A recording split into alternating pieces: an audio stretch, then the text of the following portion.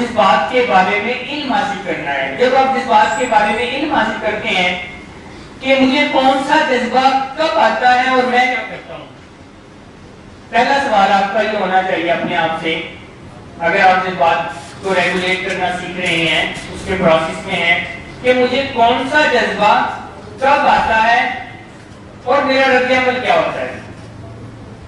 سمجھ آ رہا ہے آپ کو یہ سوال؟ ہم سب کو جذبات آتے ہیں نا, کبھی خوف, کبھی خوشی, کبھی غصہ یا کچھ اور, ہم سب کو جذبات آتے ہیں, بہت سارے جذبات ہیں. تو آپ نے سب سے پہلے یہ آئیڈینٹیفائی کرنی ہے کہ مجھے کب خوف ہوتا ہے, اور جب مجھے خوف ہوتا ہے تو میں کیا کرتا ہوں, مجھے کن کن صورتحال میں غصہ آتا ہے, اور جب مجھے غصہ آتا ہے تو میں کیا کرتا ہوں, مجھے کب کب کیسی کیسی صورتحال میں خوشی ہوتی ہے, اور جب مجھے